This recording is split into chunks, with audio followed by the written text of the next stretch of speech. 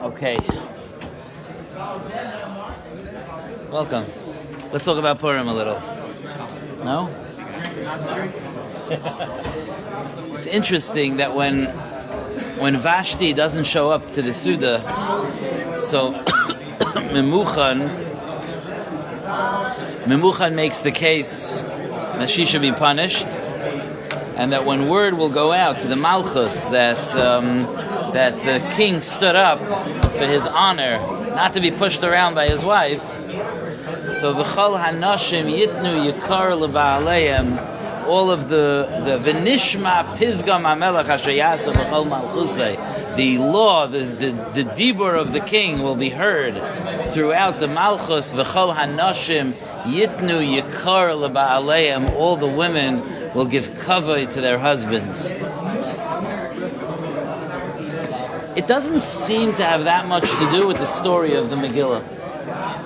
It's just an interesting thing that when Mordechai and Esther wrote the Megillah, they felt like it was important to put in Memuchan's idea of gender roles.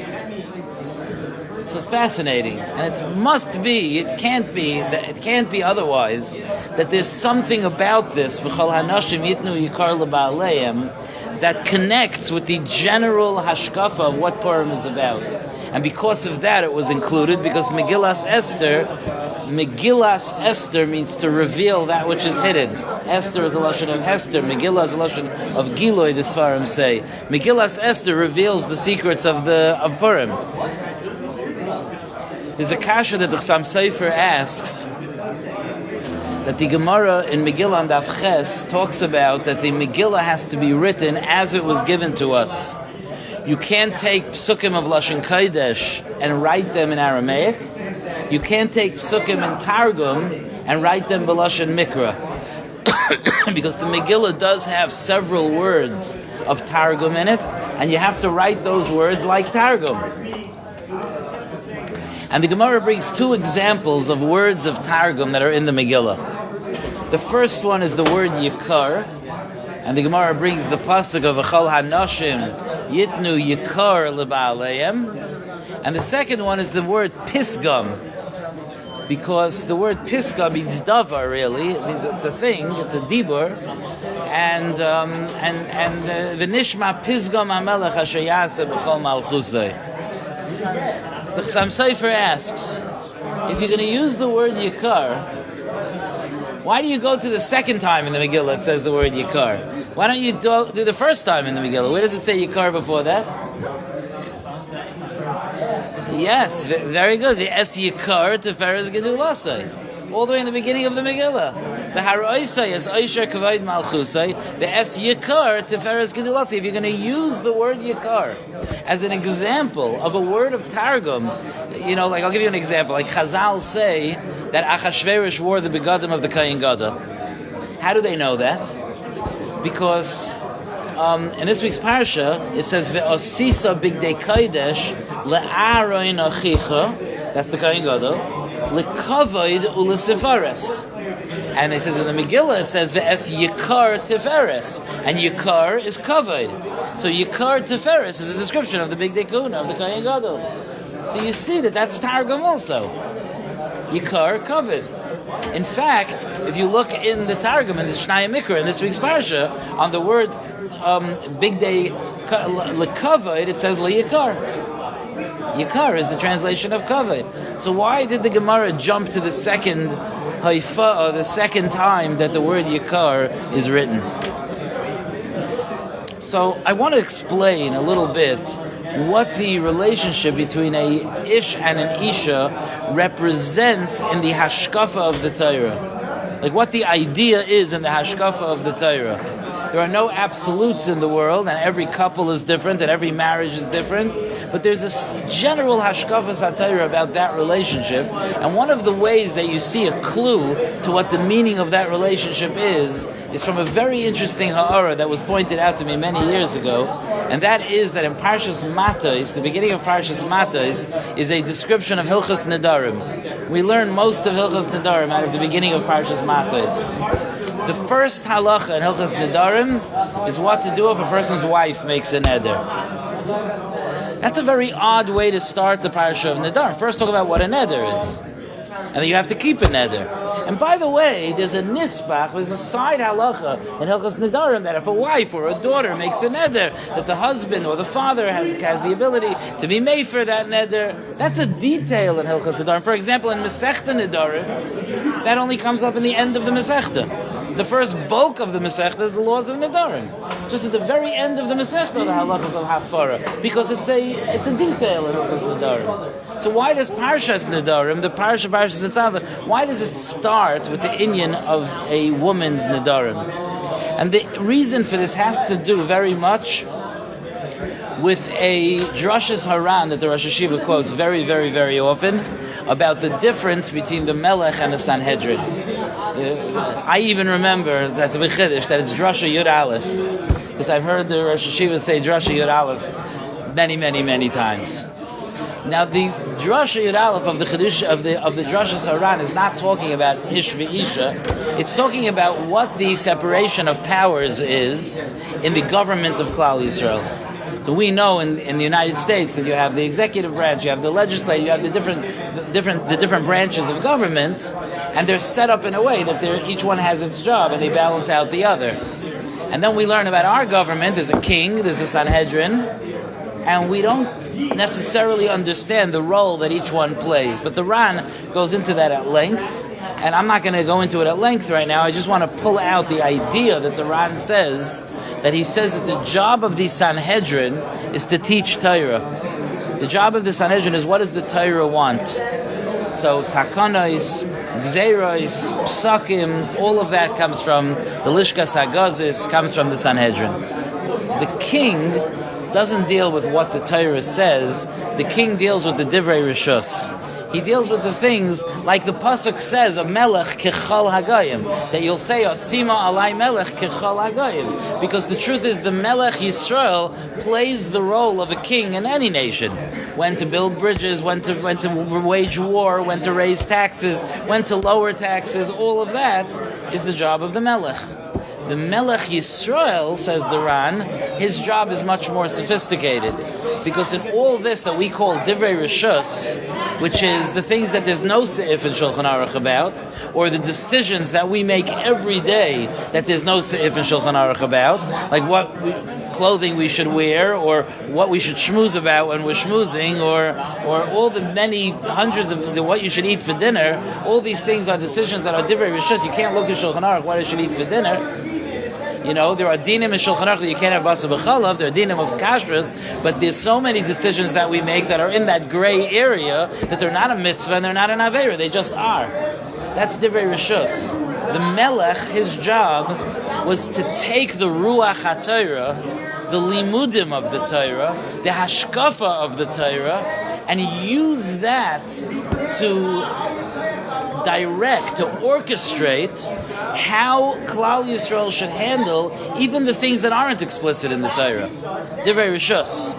And that takes a tremendous madrega. That's why David Melech Yisrael Chai V'Kayim, David Melech, who's the quintessential Melech, he writes in Tehillim about himself that Libi Cholol B'Kirbi, my heart is dead inside of me. And the Sfarim say that what that means is that he all but vanquished his Yetzer Hara.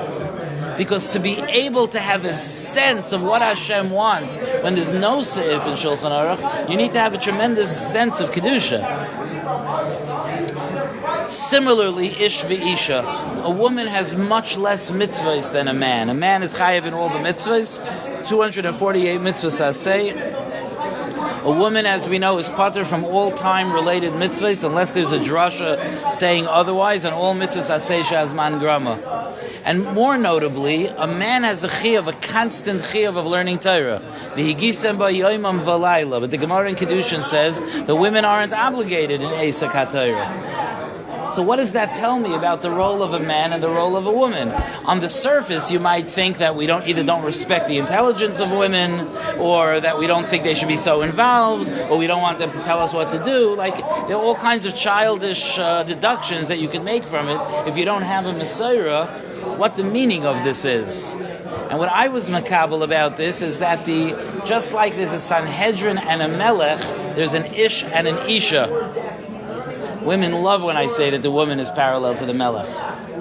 Okay? But there's an ish and an isha, meaning the job of the man is the learning Torah, connecting to a Rebbe, doing the mitzvahs, bringing spirituality into the house. That's the job of the husband.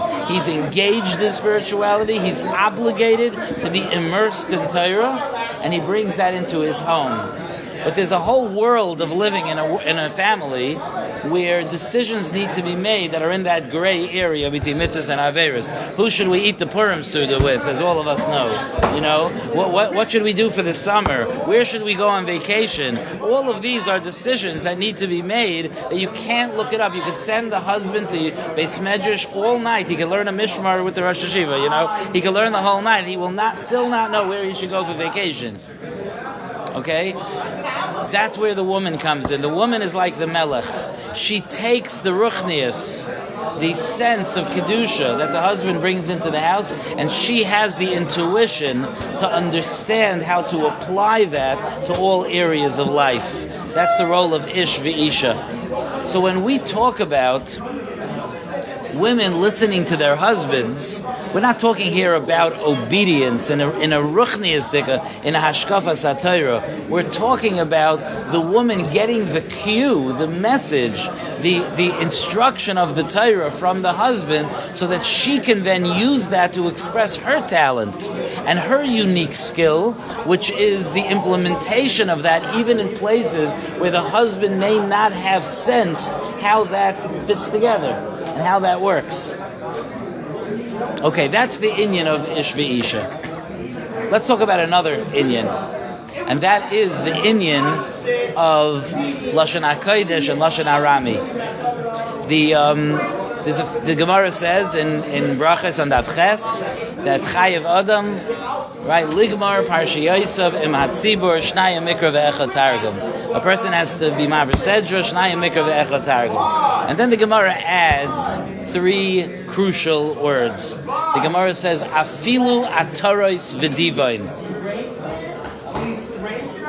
What's Ataros V'Divain? Ataros V'Divain are two cities in Ever HaYarden. They're quoted in the Torah in the list of cities of Ever HaYarden. And the idea is, because there's on a name of a place there's no targum, right? You can't have a targum on a place. So since the targum of Ataros V'Divain is Ataros V'Divain, so therefore the chiddush is that there's still a din of Shnayim Mikra ve'echad Targum afilu Ataros V'Divain. Taisvus asks the obvious question, like, why did you come up with Ataros V'Divain? Why don't you just say afilu Ruvain v'Shimon? Like, why did you have to find these exotic names? And people are like, what? I know, I recognize that. Where's that from? Like, Ruvain and Shimon. Like, why don't we just do Ruvain and Shimon? So the Gra answers and I don't think Taisus answers this question. The Gra says a very beautiful pshat. The Gra says that there's a difference between Eretz Yisrael and Ever HaYarden.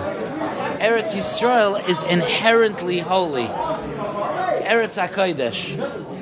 Ever HaYarden was not supposed to be part of Eretz Yisrael. But because Ruvain and Gad, Shevet Ruvain and Shevet Gad, requested that it be annexed to Eretz Yisrael, a land that was Chayil became Kadosh.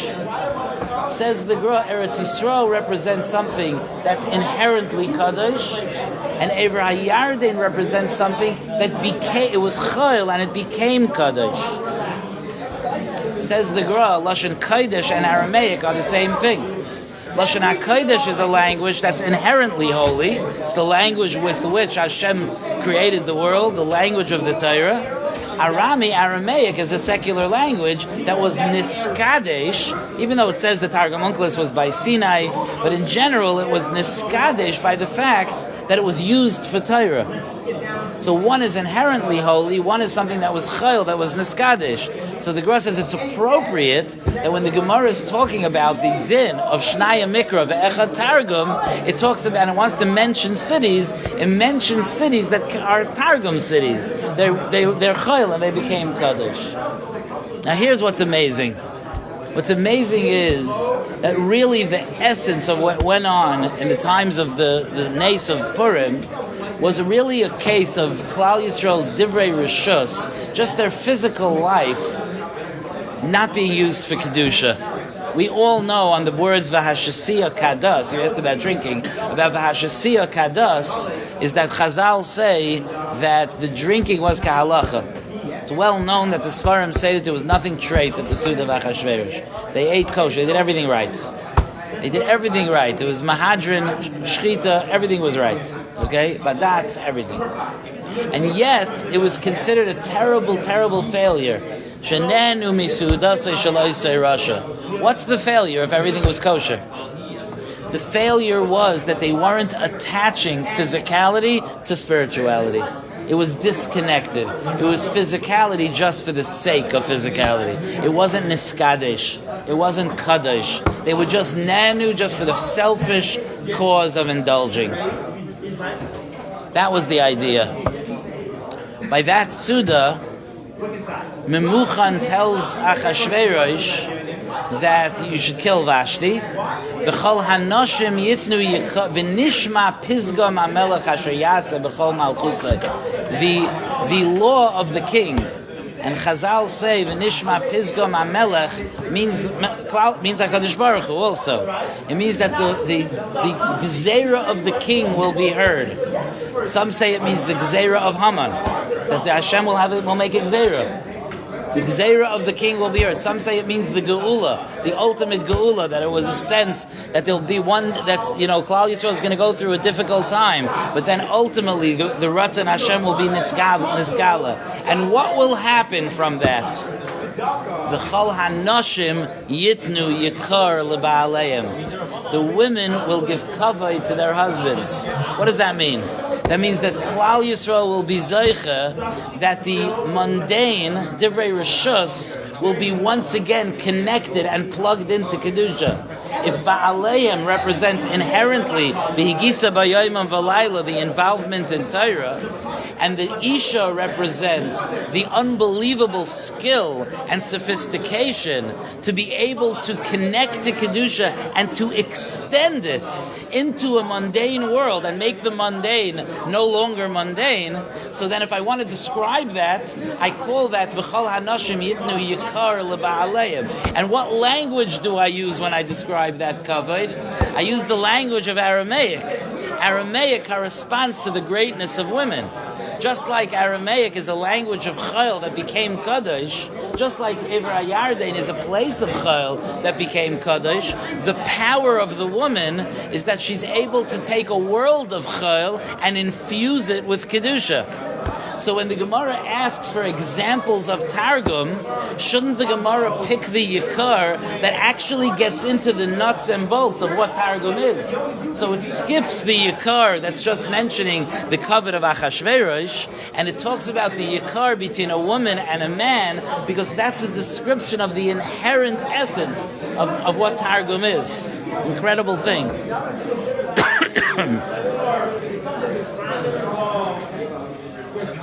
I think that it could be, according to this, you could understand what it means. Like for example, it says that Amalek attacked. This week's parsha, we have Parsha Zachar. Right? Amalek attacks Klal Yisrael. So it says that the ability of Amalek to attack Klal Yisrael is because Rafu Yedeim min HaTorah, right? Vayisu me Rafidim, Rafu Yedeim min HaTorah. They weakened their hands from the Torah.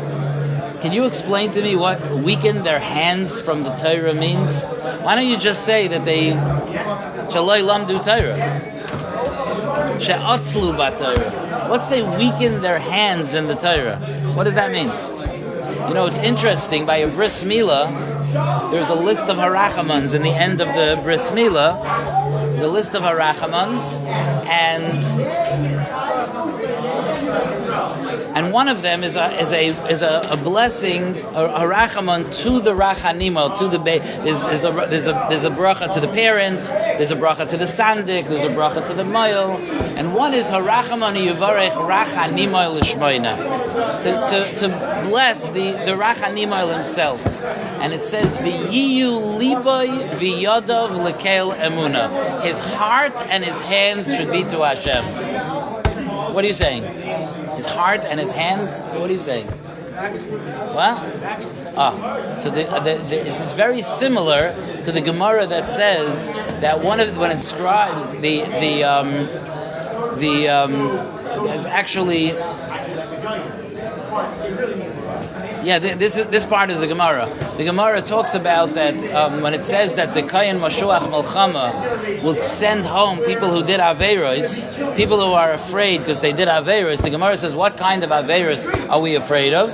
The Gemara says, Sach ben Tfila l'Tfila, someone who speaks between the Shel Yad and the Shel Rosh. What is the big point of that? Someone spoke between the Shel Yad and Shel Rosh? That idea. The Shel Rosh represents the concepts, the ruchnias, the ideas. The Shel Yad represents the actions in this world. When you speak between the Shel Yad and Shel Rosh, you're putting a hefsek between the two. The Shel Yad is not being yoinek anymore. It's not drawing its power from the Shel Rosh. Right? So that's what we tell the Rachanima L'Shmaina. We just made his body holy. His body. So when we're blessing him, we bless him that his hands and heart should serve Hashem. We want his actions to reflect the Ratzon Hashem, because he just uplifted his physical part. So we want to give him a bracha that his yadav should have kedusha. And that's what I think Rafu Yedeihem min HaTorah means. They may have learned Torah, but their actions, their hands, didn't reflect the values of the Torah. And that's where Amalek comes in. The Nitzachin of Purim is that our bodies are plugged in again. We're not out just indulging, our bodies are plugged in. And this may have some bearing on the fact that there's a mitzvah to be shikar on Purim, because the idea of being shikar is interesting. Rav Hutner once said by a Purim Mesiba, very, very interesting. He once said like this. He said, in Parshas Vayetze, it says, Yitzias Tzadik min ha'ir oisa roishim. Right? When a tzaddik leaves the city, it leaves an impression. He said, that has nothing to do with the tzaddik and nothing to do with the city. That's the way it happens to express itself there. He says, the aside is that holiness leaves a mark. You see this from the broken luchais, right? Luchais v'shivrei luchais munachim ba'arain. The holiness, once something is holy, it leaves the mark. Holiness leaves a mark. So he says that's why we get drunk on Purim. We get rid of our das. But holiness leaves the mark.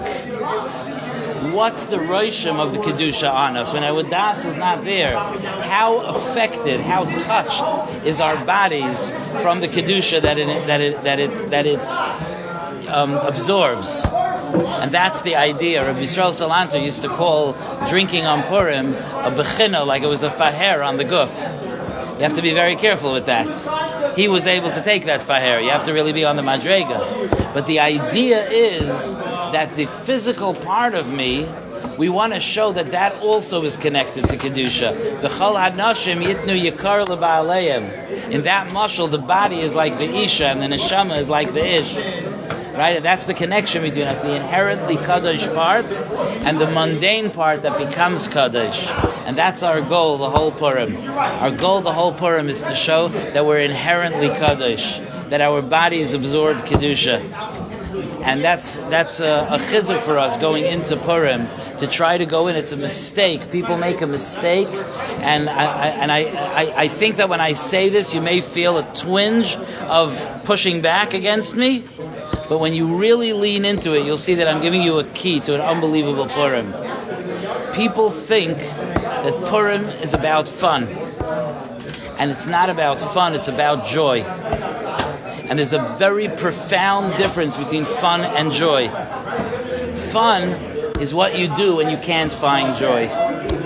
Fun is how you distract yourself when you can't find joy. But joy is when the guf and neshama experience Kedusha together. We should be zaycha to a really, really incredible experience of Purim. Be'ezer Hashem. Shukaya. Thank you, Rabbi. Shukaya, thank you.